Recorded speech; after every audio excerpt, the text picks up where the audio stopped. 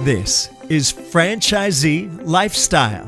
Your future as a franchisee is better than you think. To find more details and added insights, go to FranchiseeLifestyle.com. And now, Franchisee Lifestyle, written and narrated by Adam Goldman.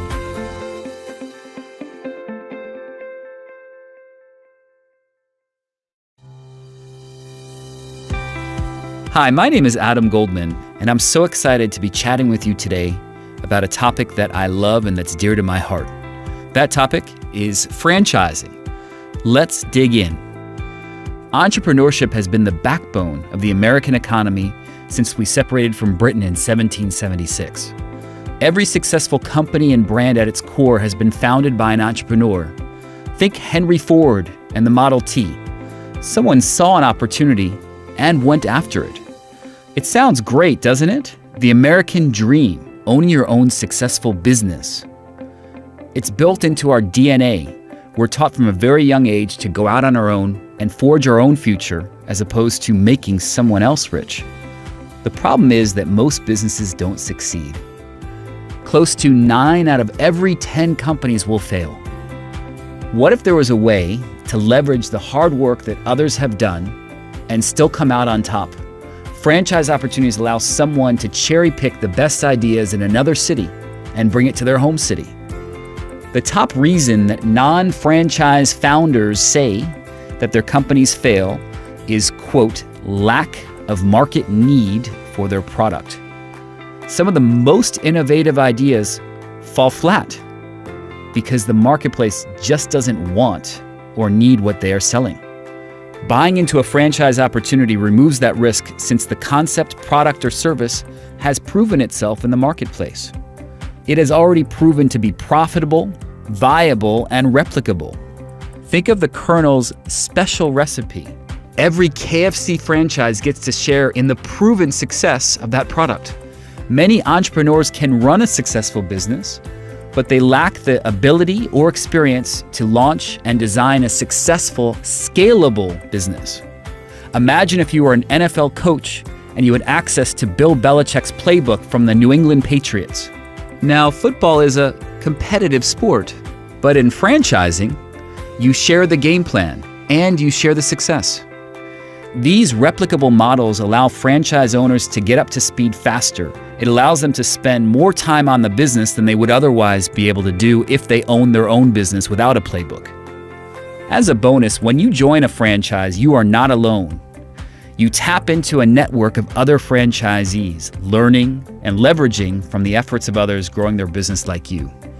I wrote this book to help you understand what the benefits of franchising are, what makes one better than the other, and how to deal with your anxieties and fears when approaching a new opportunity. On a daily basis, I talk to people who are unhappy with their work life and with corporate America. There is an alternative. I hope that this book inspires you to invest in a franchise business and to have the lifestyle that you've always wanted. So thanks for listening and taking the first step in living the franchisee lifestyle.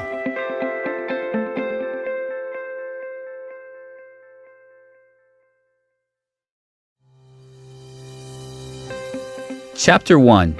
Your future as a franchisee is better than you think. When describing the future of franchise opportunities, it would not be speaking out of turn to call it bright. The number of franchises continues to grow each year, and the amount of money generated by franchisees is growing. Franchise operations in the United States account for more than 950,000 businesses and nearly 10.5 million jobs, and they provide $950 billion towards the U.S. economy. There are thousands of franchise opportunities reaching every industry. As millennials join the workforce in record numbers, they are driving the demand for more goods and services and seeking to set their own course, fueling a demand for high-quality franchise opportunities. Franchising provides an already done-for-you approach to building a successful business. It's like buying a business in a box, allowing people to reach their goal of business ownership much sooner than in previous generations. Add in the fact that franchises have an easier time getting financing than traditional startup companies, and you have a perfect storm for the growth of franchising. I started out as a serial entrepreneur. I quickly realized that I had a hard time creating scalable businesses. I was good at finding different businesses and good at taking that first step of trying to create a website and get things going, but I would quickly stumble. About a decade ago, I was a real estate investor, and my business was going quite well. I was purchasing properties in the Houston area, but opportunities eventually dried up.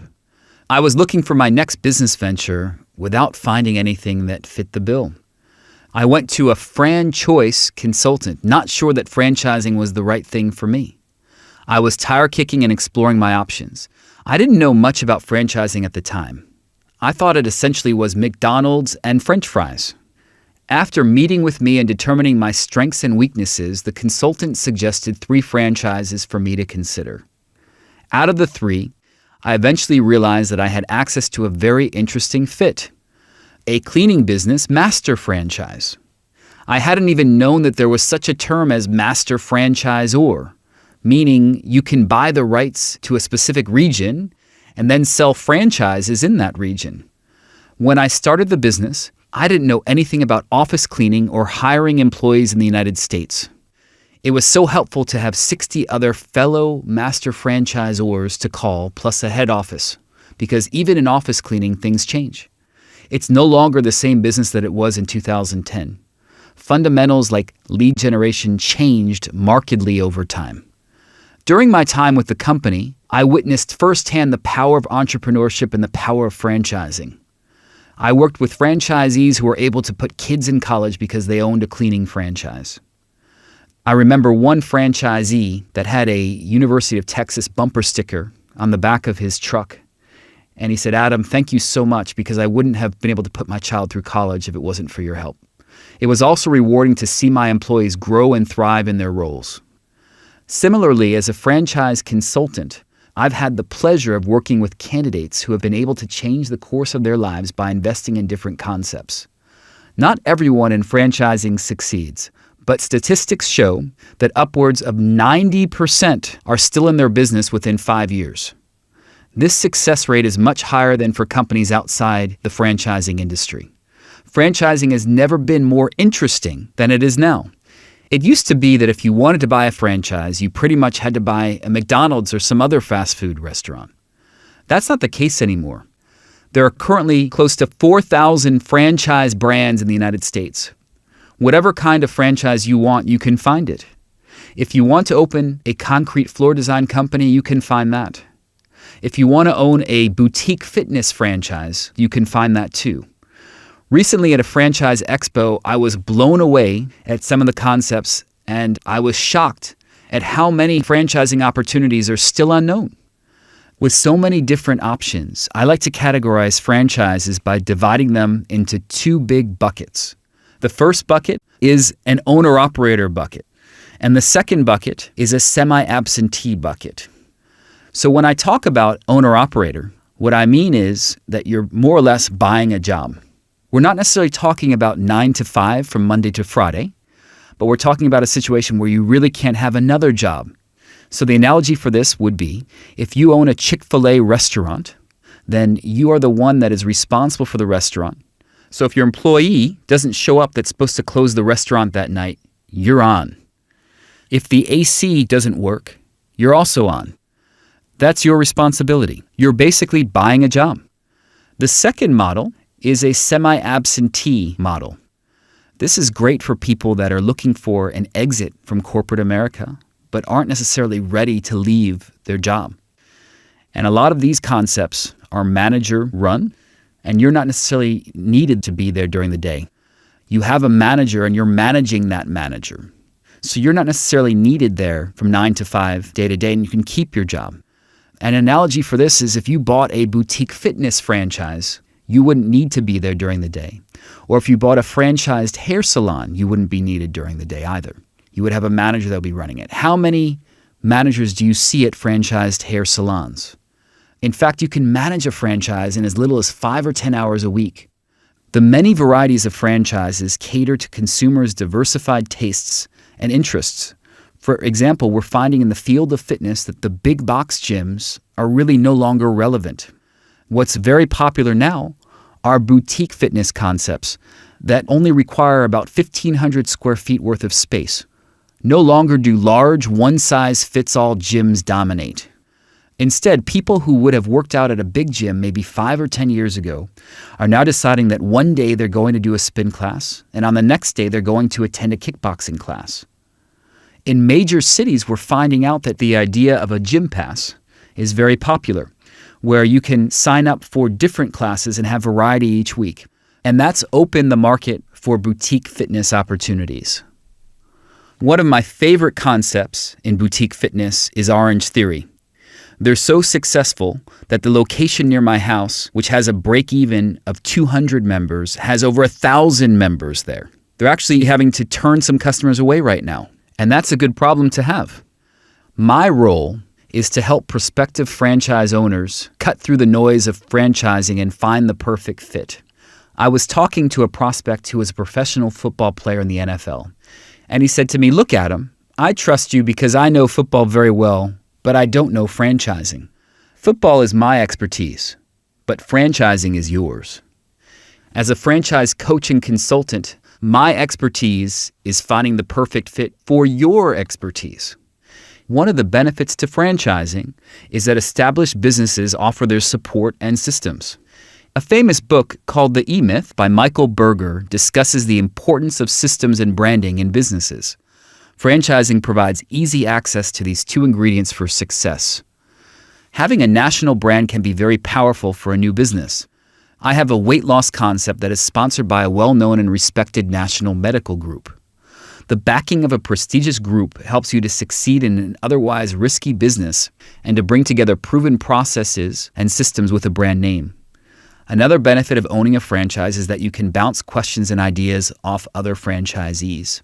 You can turn to a network of other business owners for support and to share and refine best practices.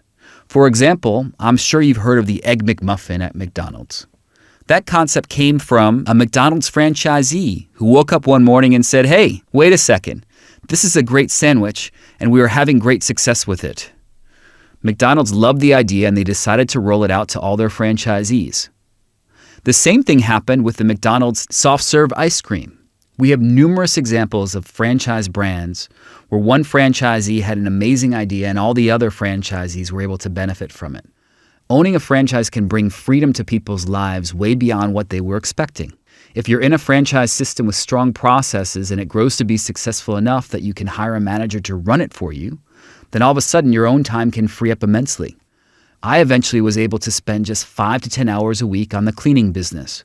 That was powerful because it allowed me to spend the rest of my time how I wanted to. I could drive the kids to school or be there for soccer practice without any repercussions to my business. Being a franchise owner gave me the freedom and flexibility to do what I wanted when I wanted to do it. As for financial advantages, just about every franchise owner can make a 6-figure income. That is a given. The most exciting brands are ones that have very high profit margins. I'm excited about concepts that have recurring revenue, like the office cleaning business. Our average customer remained a customer with us for 5 years. The same thing goes for fitness concepts. Some fitness centers break even 2 or 3 months before opening because of all the new membership applications. That's powerful stuff. The future for franchises is better than anyone thinks. And I'm so excited to be a part of such a dynamic and growing industry.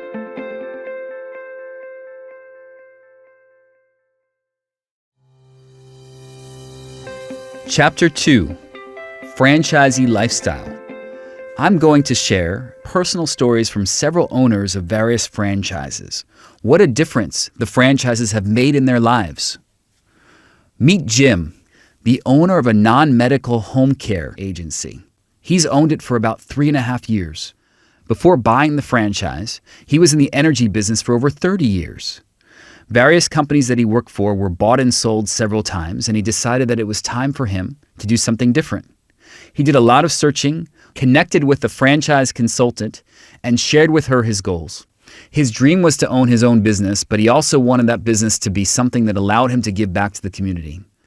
Jim said, I was connected with this franchise consultant, but it so happened that at that same time, my dad came down with lung cancer, so I was caring for him. He passed away, and then my wife's mom came down with pancreatic cancer, and we cared for her until she passed away. Over a 2-year period, we got to see firsthand what it's like to deal with somebody who needs help in their home. When I connected with the franchise consultant, I shared with her my goals, and then she shared some different franchise opportunities. One of those was a home healthcare agency. After what we had gone through, that one was the perfect fit. The business is going really well. As is the case with any business, when we first started up, it was a little shaky on the front end. But I can honestly say that the business has been going well, and we're certainly exceeding our goals. Connecting with a franchise consultant for me was really beneficial. I've never been through this before. I didn't know where to look or how to know a good idea from a bad one. You don't know what you don't know. Therefore, you don't know what questions to ask. Having somebody who has been through this process before was extremely helpful. They help you ask the right questions. In many cases, they find a lot of the answers for you. That was extremely beneficial. I recommend learning as much as you can about whatever concept that you're looking at, about the operation and the culture. Get to know the team of that company. Talk to franchisees in whatever concept you're looking at who are having success and ones who aren't doing so great, and try to learn a little bit about what causes those two extremes to happen. I did a lot of research on the front end here, and I have a lot of acquaintances that are in the franchise industry. I can honestly tell you that with my franchise, everything's been wonderful. From the very beginning, I got to sit down with the CEO of my franchise, and we had some very frank conversations. The support that I've gotten out of my franchise has been very, very helpful, from marketing to operations to advice to keeping us up to date of what's going on in our industry. I feel like our franchisor does a great job of keeping us informed. One of the things that I was concerned about, and I think this is probably true about a lot of franchise operations right now, is that a venture capital firm owns our franchise. I wanted to know, how long has this venture capital company been involved? What is their exit strategy? The last thing I wanted to do is to buy into a company that 6 months down the road gets sold off. That was very important to me, to have a management team that was going to be there years from now. I asked the CEO what was his philosophy for running the company. How much autonomy does he have with the venture capital company and with his board? How much autonomy will the franchisees have? That was extremely important to me. The benefits of a franchise, with everything being set up and all the systems being done, are very valuable. I still wanted to own my own business, and I didn't want to have somebody micromanaging me in the process. As is the case with most small businesses, my day is hectic. As the owner, I wear many hats. In a franchise, you have two different types of owners. You have the guy who's not involved in the day-to-day of the business. He has somebody else running it. On the other hand, you have guys like me who want to be involved in the day-to-day business. I'm very involved in everything that's going on. My favorite thing that I do with the industry that I'm in is that I'm able to do this in an industry that I'm very passionate about. I provide care to senior citizens. The favorite part of my job is I get to go out and I get to meet some of the neatest people in the world and help them have a better quality of life. That feels good to know that I'm making a difference in other people's lives. My days are never the same. Some days I do marketing. I get to meet with clients. In my operation, everybody is different. I sign up all new clients unless I'm unavailable, then I have my staff do it. It's extremely important to me to get to know each one of my clients personally, so I make it a point to visit each one of them. On a day-to-day basis, I'm very involved in that aspect. I'm also involved in marketing, in the financial side of things, and then the recruiting of employees. It's been about 3.5 years now since I decided to invest in this franchise business opportunity. Would I do it again? In a heartbeat. It was the best decision that I've ever made. I'm very happy with how everything turned out and see even bigger opportunities in the future. Now meet Chapin from California, who has a successful franchise that he started a few years ago. Again, you can hear in his own words how he went about the process and how things are going for him. I purchased my franchise at the end of 2015 and opened my doors for business in the very first quarter of 2016. It's going great. I started a property management franchise. I left a high-level corporate job with a real estate firm. They were very corporate and a very big company. I decided that it was now or never to start my own business. It's always what I've wanted to do. Whenever I was working on things in that world, I would often think, how would I do this differently? I finally jumped on that opportunity to have something of my own. I took a massive risk by leaving that job and starting at zero. I had all the experience I could have asked for, so that was a good thing. It also impacted my decision of which franchise to purchase because I looked at quite a few. Once I made the decision, I hit the ground running, so that was what, a year? Almost 2 years ago? I'm at over 100 units that I'm managing right now, and I'm firmly in the black. My company is able to sustain itself, and I'm able to pay myself. I can pay my mortgage, I can feed my wife and son, and so in my eyes, I'm doing great. We're growing quickly, and there's a lot of momentum, so it's wonderful. The future looks bright, and I'm very glad I made the leap. My market is the Silicon Valley. About 50% of the residents in Silicon Valley rent, and there are 1.5 million people in Silicon Valley. So that means that there are 750,000 renters or potential clients. I have about 20 competitors in my market. 750,000 units for 20 companies is a massive market with massive potential. If I had to advise others who are thinking about buying a franchise, my advice would be to do your due diligence.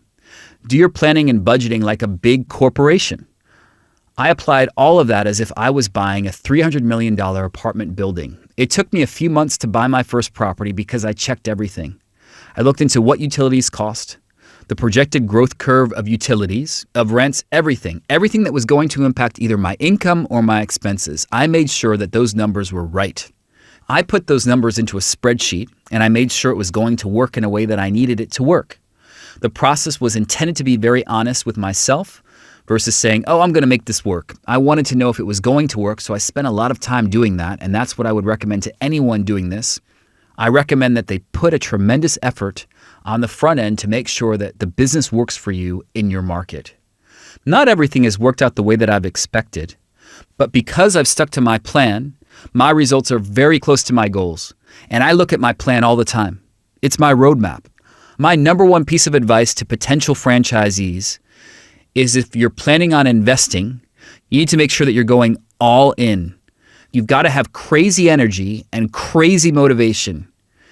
You've got to know that you're going to be spending 18 hours a day working to build your business at first, and that things will change over time, but you've got to put in that initial effort. If you're not built that way, you may want to look at maybe another franchise that doesn't require as much time or effort. Even if you're building a business that's less hands-on, there's still tremendous work. You have to make sure that all things are in place and that you're trained properly. It's a lot of work, so be ready for that. For me, this was the right fit because I was born into real estate. My dad was a developer in Chicago. I spent all my years going to college working for him. That was the extent of my job experience. He built 200 homes a year, so I have experience on site, watching people building homes and doing labor for all the contractors, experience in the office, in customer service, and also in purchasing.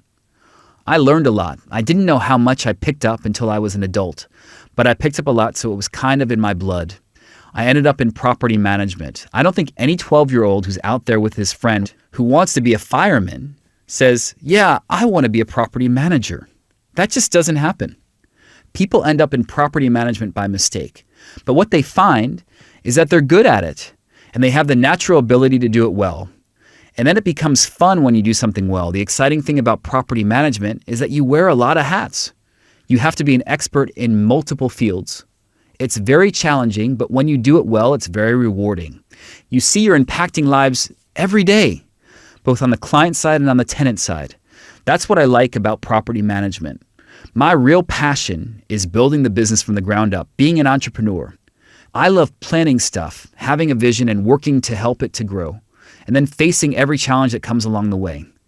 By the way, these challenges never slow down. They pick up. The challenges come faster because you're growing, and I love that.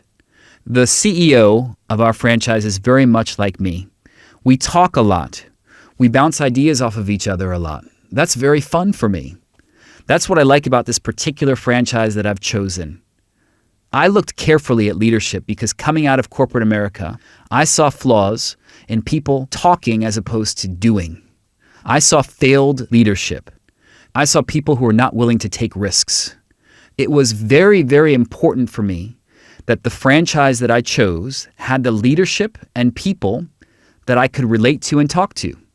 So I found it in this franchise that I ultimately chose. I'm having a lot of fun because all these things are falling into place for me. All my passions and all my needs are being met. What's most valuable about the process is the openness of leadership to revise it, to make it better, to get input on what we're doing right, and how they can roll it out to everyone else. It feels great when that kind of thing happens. It makes it really fun. I hope this helps you to make a decision, the right decision for you. And lastly, meet Marcus, a German who came to the United States to attend Boston University in the early 90s. This is his story of success. During college, it was a pretty sweet time. Daddy paid for college. Boston was fantastic. But eventually, I decided that I needed to move back to Germany. After college, I went back home and I worked in the family business, which is a travel business. I worked with my dad for about 4 years, and then I ended up spinning off and starting my own business. I ran that for about 8 years or so until I managed to get a good offer, and then I sold everything. At that point, I decided that I was going to move to the United States and live there for a segment of my life. And like everybody else who has this romantic dream of owning a restaurant and a bar, I was pretty much in that same boat. I moved here and I started looking. And one of the things that jumped out at me was a statistic from the Small Business Administration, which said that 9 out of 10 restaurants fail in the first year, but only 1 out of 10 franchises fail in the first year. I'm smart enough to know that I'm not smart enough to do it on my own. I pretty much decided from right there that I was going to try and start out with a franchise, and then maybe if I learned it, I might spin off on my own, but start with a franchise. Here I am 11 years later. I have 13 restaurants, and I'm still adding more. And they're all the same franchise still. I'm pretty happy where I'm at. I was lucky because I sold my previous business, so I didn't need to get into a new business right away. It took me almost a year to find the right franchise. And I looked at and I interviewed a bunch of different franchises. I was approved by a lot of them. A lot of the national recognized franchises have saturated most markets. If you're approved and you are lucky enough to get in, they're going to give you some C- location or smaller town where it's going to be tough to make a living. So for me, I had to find the perfect medium between larger franchisors that had saturated markets and smaller franchisors that were not proven. I found the perfect fit. I found a franchise that at the time only had 500 stores open. We're now at 3,500 stores open nationwide. And it seemed to be growing at the time. It had a really good track record, a 15-year track record. And I decided that that was the perfect medium for me. Plus, the fact that I had moved to Houston and they had not yet opened any stores in Houston. So I was able to cherry pick the first few locations. I remember going to my discovery day. The majority of franchises still do that. You have to fly up before you're even approved for a face-to-face discovery day where they want to get to know your character. What are your ambitions, your goals, and your work ethic, and so on. And you also get to ask them a lot of questions and go to a lot of their stores. And then, like most of their franchisees, they give you the UFOC, the Uniform Franchise Disclosure Document, which has the list of all the stores and all the franchisees in the country. And they'll help point you towards people who are either in your area or have a similar background or a similar number of stores that they want to do. So you get to talk to these people and learn from them. There are 3 ways that people can fail at the franchise that I'm with. It's location, location, location. My franchisor gives great support when it comes to finding the right location. The way it works inside my brand is that you choose your location with a real estate agent and they either approve or disapprove it. I've had a couple of locations where the franchisor said, no, I'm sorry, we're not going to let you open here. And if you insist and you're saying, I'm going to open no matter what, even though you're getting advice from the franchisor not to, they'll make you sign a waiver saying that they advise you not to, and it's all on you.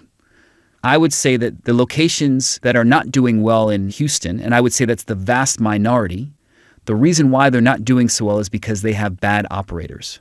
I don't mean that they don't know what they're doing. I mean that a lot of it was, I'm buying this franchise for my son who just graduated from college, and I want to give him something to do. And the son ends up not working the way he should. Or very often what I've seen is that there's a silent money partner who has a college buddy or his high school buddy who has been in the restaurant business, and they get together and they open. And then partnership issues come up. As they say, the only ship that doesn't sail is the partnership. And all of a sudden, stores are going down the drain. I've picked up 4 or 5 stores that I've purchased and not built because of situations like that, and they were great opportunities. With the franchising model and the fast food franchising model, the biggest misconception is that this has anything to do with food. The food is secondary. It's standardized. You have your systems and your procedures. My business is 95% managing and hiring, managing people, hiring people, keeping people, motivating people, promoting people. It is like a human resource business. It has absolutely nothing to do with the food business as such. I think every franchisee I've talked to has developed their method for selecting people, and it's pretty much the same as selecting the location. No matter how great somebody sounds in your 1-hour interview, you never know until you've tried that person out, and they've tried you out. And unfortunately, in this business at least, we have a ridiculously high turnover of, I would say, double. We have about 240 people working in our company now, and I issue about 500 W-2s at the end of the year. So that's the kind of turnover we have. But on the flip side, a lot of the great people I've promoted have become general managers and area managers. Many of these people have been with me over 7 years. I have 2 who have been with me for 10 years. So it's very interesting. The most difficult thing for me in the beginning, for the first few years, was the fact that if you're going to go out on your own and open a franchise, by nature, you're an entrepreneur. You're somebody who wants to start their own business and do their own thing. Most probably, like in my case, you've worked on your own in the past. So the first 2-3 years were very, very difficult for me to relax and follow the procedures and the systems of the franchisor. I was constantly trying to reinvent the wheel, constantly. And I wasted too much energy with that. It wasn't worth it. Most of the time, I'd get in trouble for doing it. And at the end of the day, I realized that I should focus my efforts on managing, promoting, teaching my people, my employees, and growing my sales. And that's why I'm paying them the franchise fees, because they have the system. They've been doing this for 25 years. They have 3,500 stores. They know what they're doing. And while it might not always be my way or 100% perfect, that was my biggest hiccup in the beginning, was letting go. By nature, I'm an entrepreneur. I've always owned my own business. It was very difficult for me not to reinvent the wheel. Would I do it all over again? Absolutely, 100%.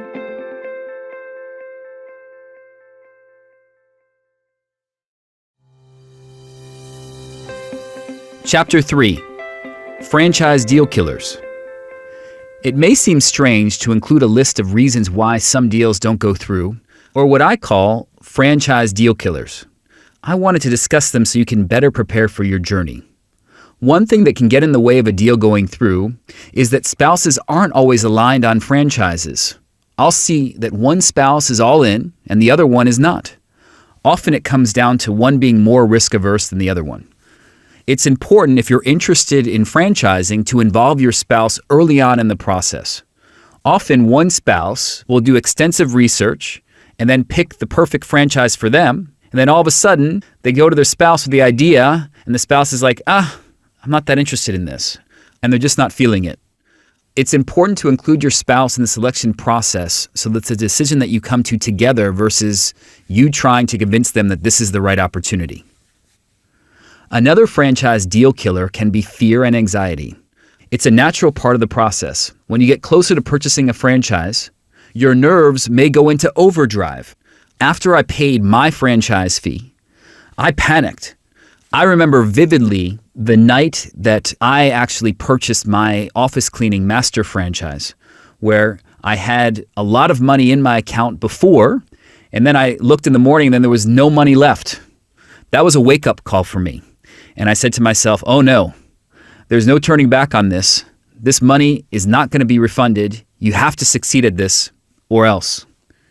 It's normal to experience this. Pretty much everyone experiences this at one point in the process. Do you remember what it was like the first time that you dove from a diving board as a kid? You were so scared. And then you plunged into the water and came out thinking, wow, that wasn't anywhere as hard as I thought it would be. It's very similar to buying a franchise. Knowing that you will have some doubts going in will help to calm your nerves. Getting all your questions answered helps as well. If you have questions, don't commit until you get them answered.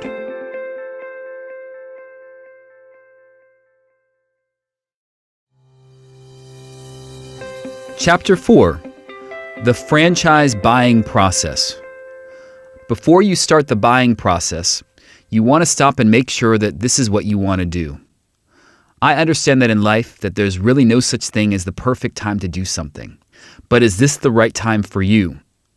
It's important to be mentally prepared to look at your life and say, I see myself in a new situation within the next 2 to 3 months.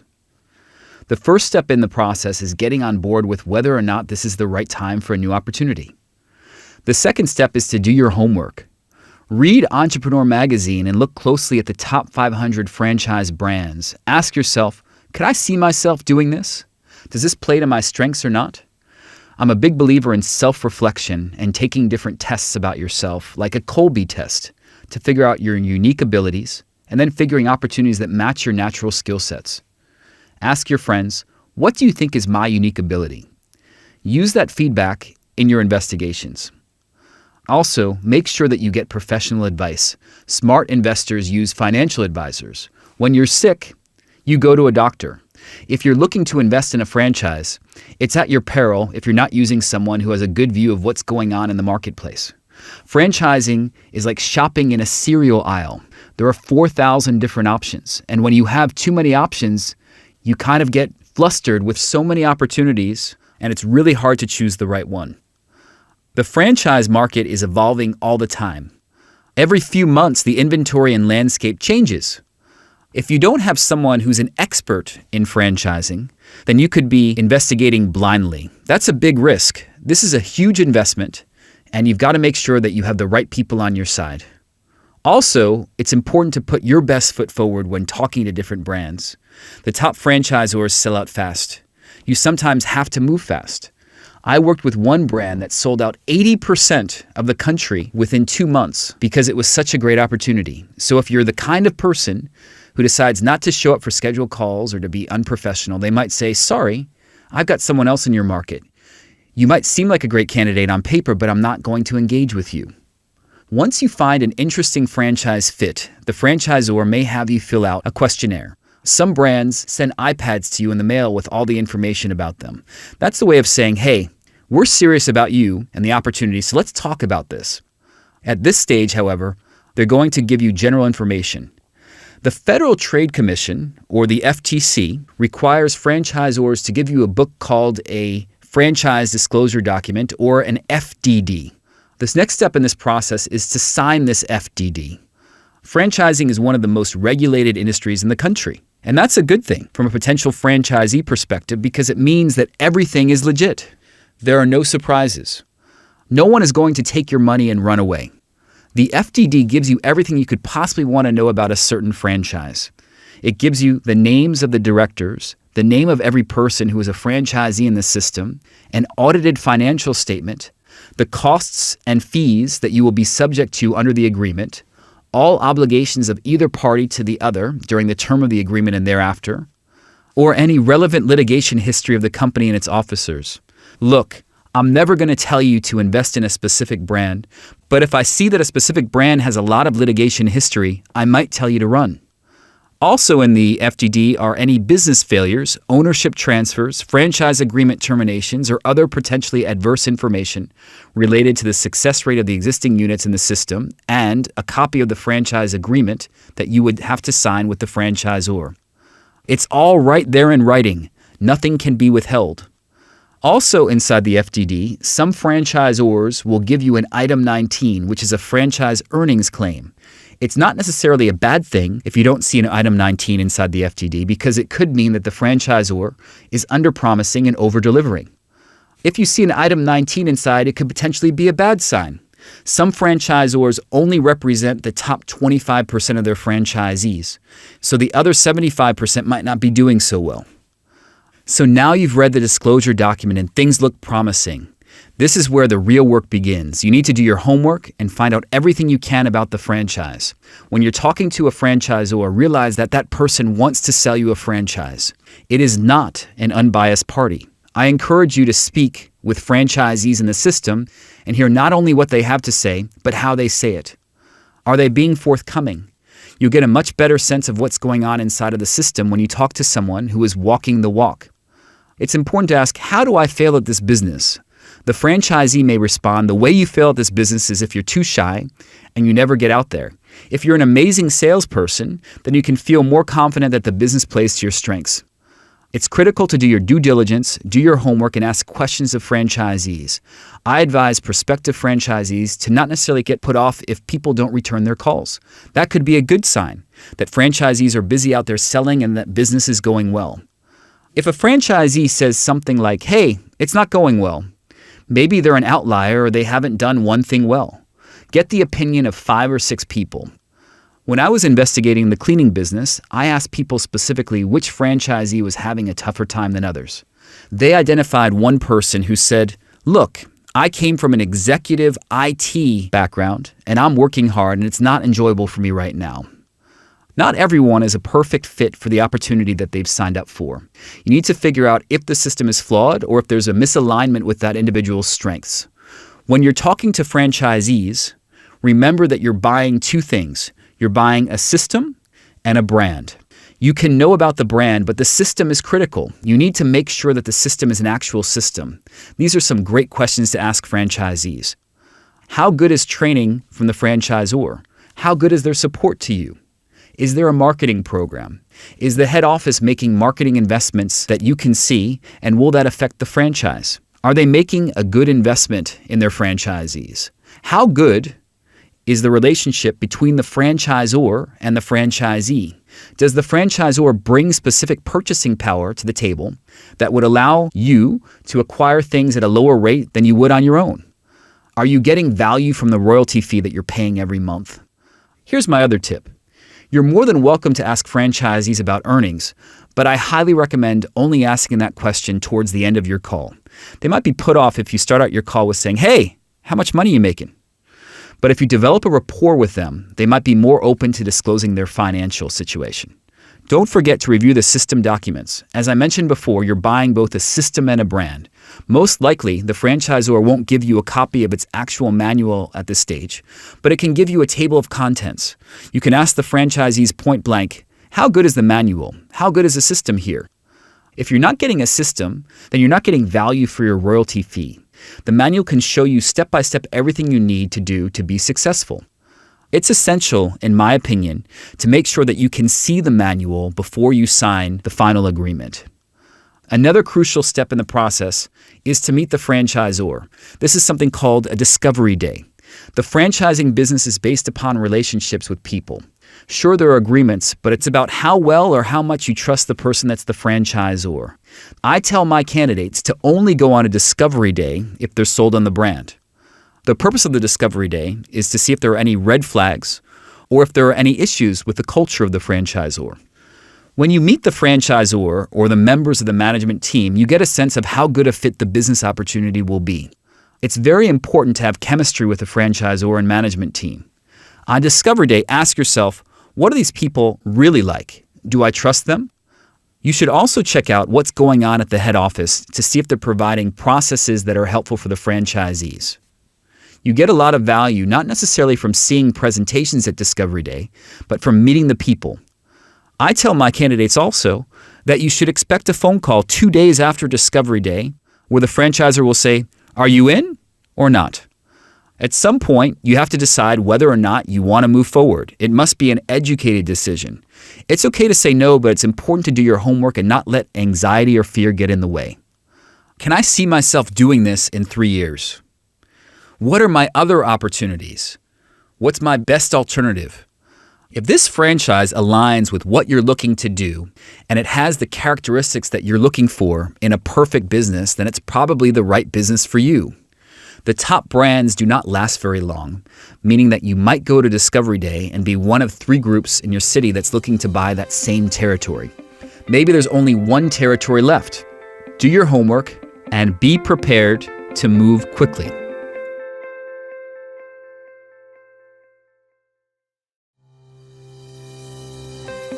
Chapter 5. Look before you leap. Make sure that you pick the right franchise for you. If someone is interested in learning about opportunities that would be a good fit, I always start with an initial 10 to 15 minute consultation where I try to find out on a very high level about what someone is looking to do. After that call, I ask people to fill out an initial questionnaire or survey. I'm trying to evaluate on a general level what they're looking for so that I can identify the best opportunities for them. Whether they're seeking a semi-absentee or full-time business commitment, I want to know where their strengths lie.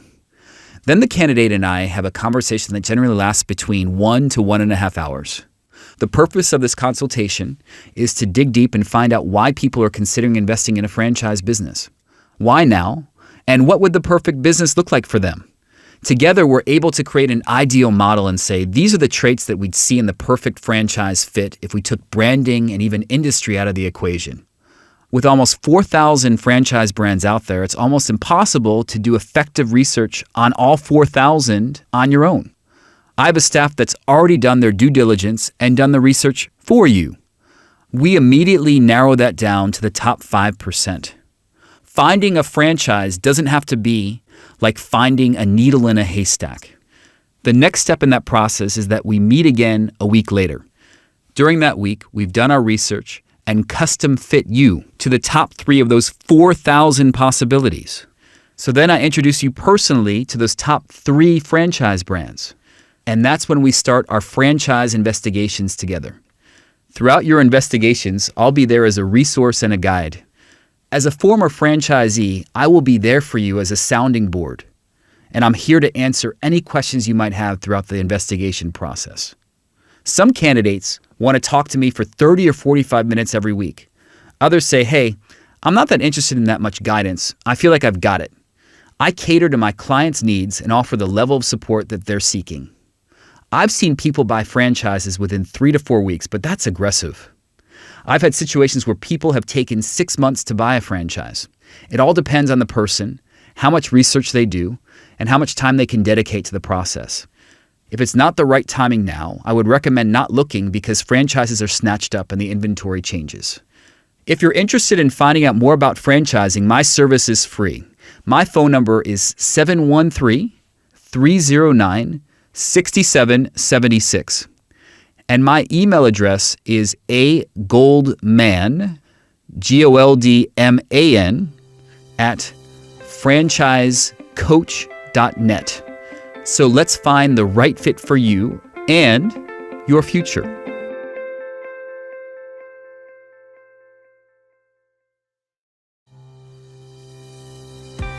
Here's how to ensure your future as a franchisee is better than you think. Have you ever thought about investing in a franchise business opportunity? Owning a franchise is the best way to create the life of freedom that you have always wanted. The challenging part is finding the right franchise opportunity. There are literally thousands to choose from. How do you know what's a good opportunity and what isn't? I help prospective franchisees like you find the right franchise business, one that is perfectly suited to your strengths and the lifestyle you want to lead. Step 1 is to have an in-depth conversation where we find out exactly what matters most to you in a business.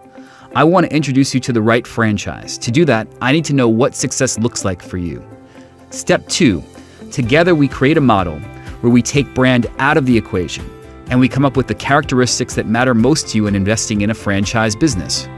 We figure out what kind of lifestyle you're looking for and we match you with business opportunities that will provide that lifestyle for you, whether you want to work 40 hours or 4 hours a week.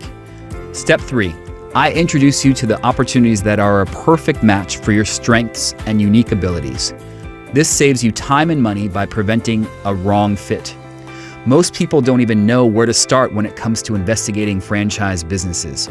You will quickly find that there are too many concepts and too much information to quickly sift through. I can put you in the front of the line to invest in the most sought after and successful franchise brands.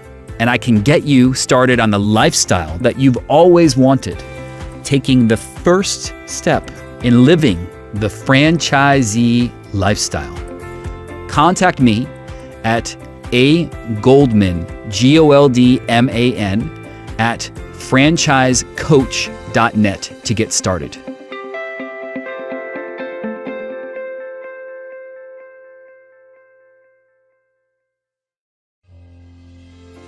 You've been listening to Franchisee Lifestyle. Your future as a franchisee is better than you think. Written and narrated by Adam Goldman. Go to FranchiseeLifestyle.com to find all the resources and added insights, and to start your path to finding the perfect franchise. You can also find Franchisee Lifestyle in both print and ebook as well. Franchisee Lifestyle. Copyright Adam Goldman. Thanks for listening.